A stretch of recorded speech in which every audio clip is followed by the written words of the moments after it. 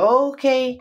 Hello, my dear Aquarius. Hello, mga my dear Aquarius. Second half of February 2025. Second half, this is from February 16 hanggang sa katapusan, mga my dear. And of course, this is a general reading. Munting paalala lamang po, mga my dear Aquarius, na ang gagawin natin ngayon ay general reading. So, hindi po ito 100% na mag-resonate para sa ating lahat. So, please, mga my dear, lower your expectation pagdating po sa mga general reading. Okay, so ibababa ko muna to, mga my dear, kasi meron po akong gustong sabihin. Kung mapapansin po ninyo, mga my dear Aquarius, medyo maaga po yung ating upload ngayon dahil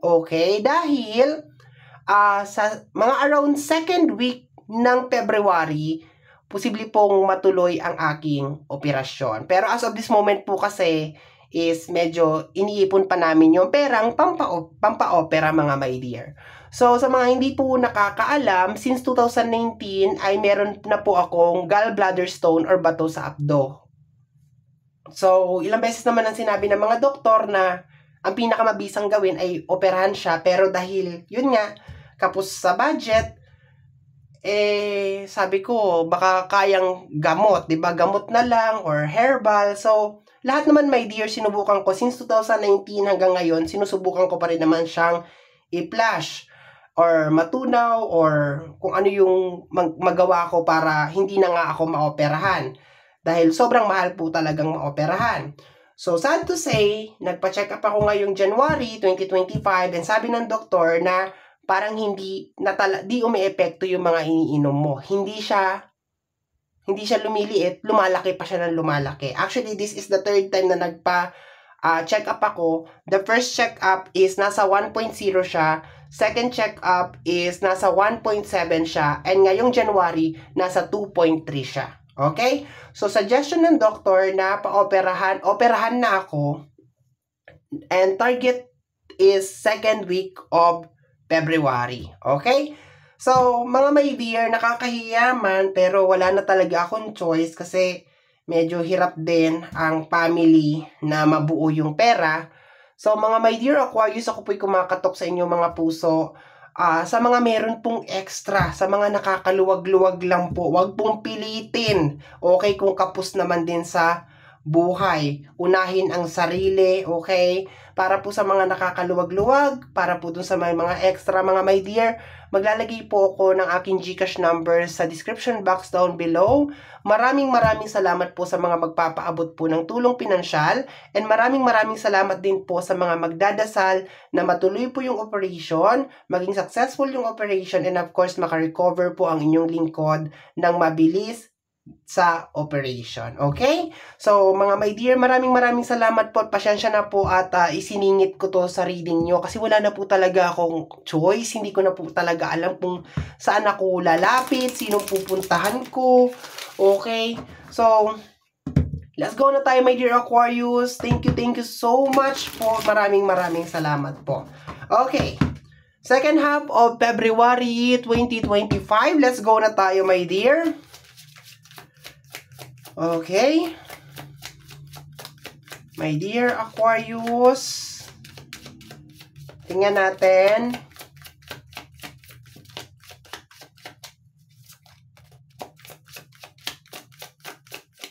Okay, you have here the energy of anger. Galit. Okay? Bakit galit ang ating mga my dear? What's going on, my dear Aquarius? Ikaw ba to o ibang tao? Okay, tingnan natin, kompletuhin natin, my dear. Okay, you have anger. Anger energy. Okay, we have your energy of schedule. Okay? Schedule, baka ang dami-dami mong ginagawa. Okay? Or baka ikaw lang lahat ang gumagawa ng mga bagay-bagay. Okay? Schedule, managing, plan, organize. Tingnan natin.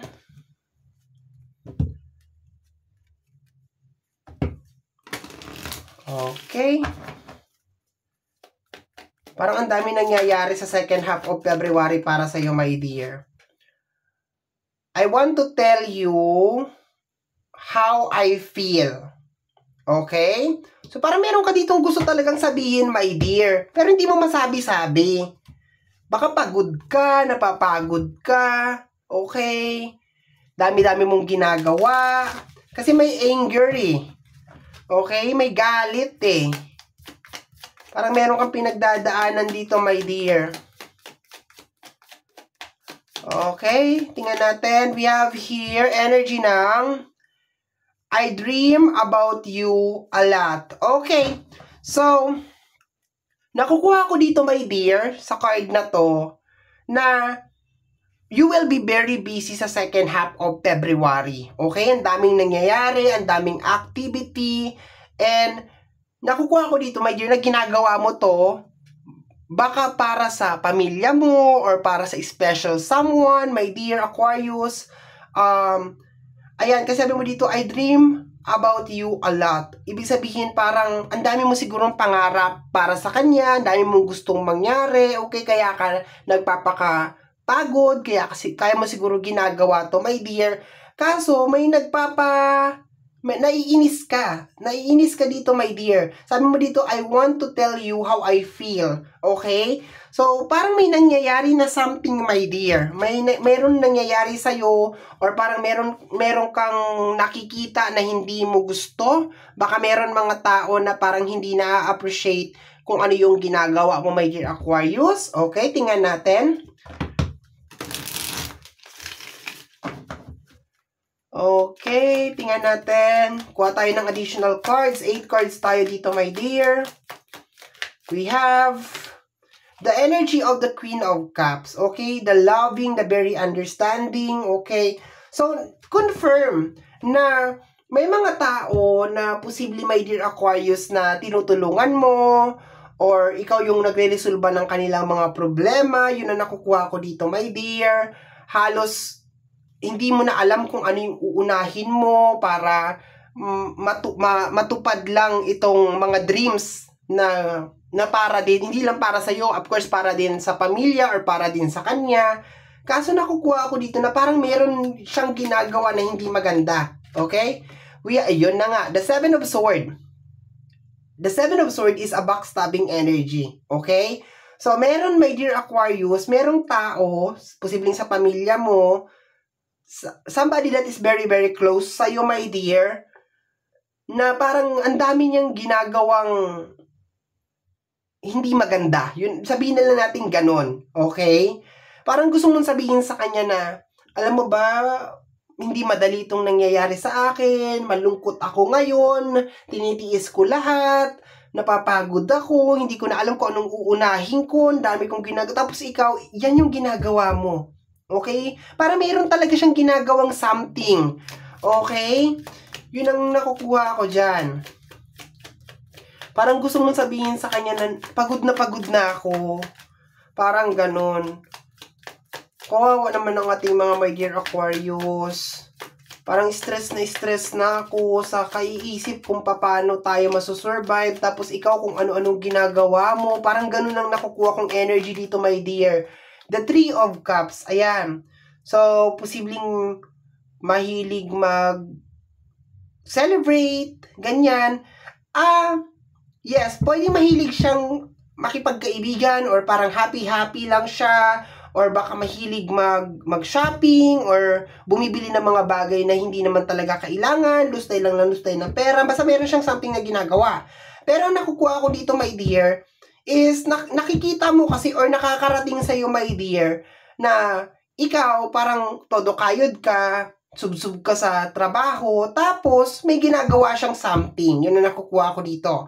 Napakalakas ng energy dito, my dear, ng water sign, Cancer, Scorpio, and Pisces, pero hindi ko tinatanggal, my dear, yung ibang zodiac sign. Posible din, my dear, na mag-imbestiga ka, my dear, sa second half of February sa kung anong ginagawa talaga nitong tao na to.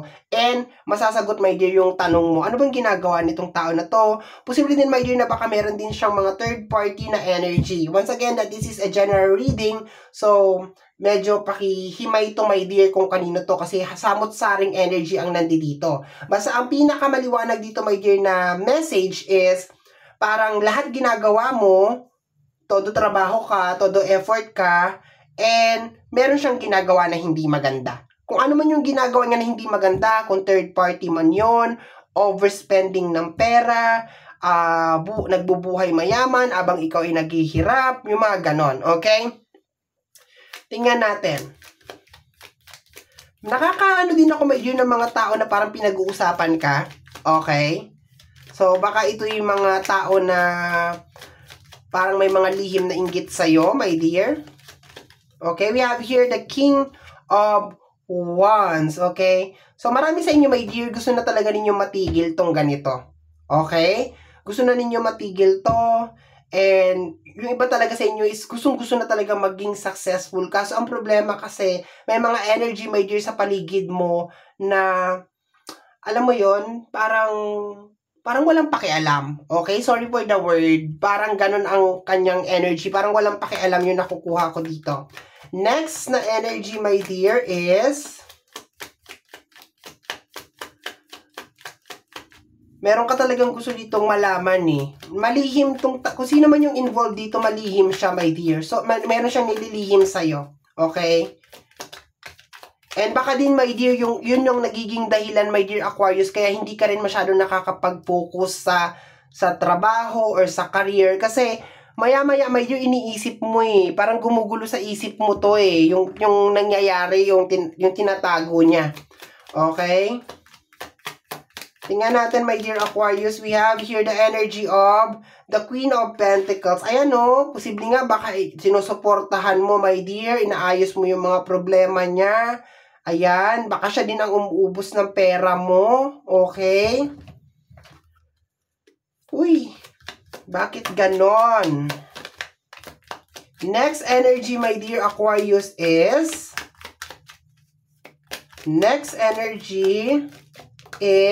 okay, eto daw. We have here the energy of the Hangman, okay? Lagi kanya nilalagay sa alanganin, my dear. Okay? Lagi kanyang nilalagay, my dear, sa alanganin. And the Seven of Cups, may pagka-ambisyoso or may pagka-ambisyosa tong tao na to. Pero parang wala naman siyang ginagawa para matupad yung mga pangarap niya. Yun na nakukuha ko dito, my dear. Ayan o, nilalagay kanya, my dear, sa isang sitwasyon na alanganin dito. Okay? So, sige, kunin na natin yung pinaka-last card bago ako general conclusion nitong reading na to. Okay? Kunin na natin yung pinaka-last card. Ayan. Baka hindi pa talaga to masyadong ready. Okay? We have here the energy of the Star. Ayan, the Nine of Swords, the Justice. Okay, ang kagandahan dito, my dear, okay, is balance your emotion daw, my dear, kasi medyo stress ka over here. Justice. Ang kagandahan dito, my dear, is makikita mo yung blockage, okay? Parang natatanggalan ka ng blindfold sa second half of February na, teka, parang sobra na to. Sobra na tong ginagawa niya. Hindi na to tama, hindi na to makatarungan. Pakiramdam ko marami sa inyo, mga my dear, talaga ang sobrang busy and posibleng sobrang pagod din, my dear, sa second half of February. Wala naman yun. Wala naman sa'yo yun, my dear.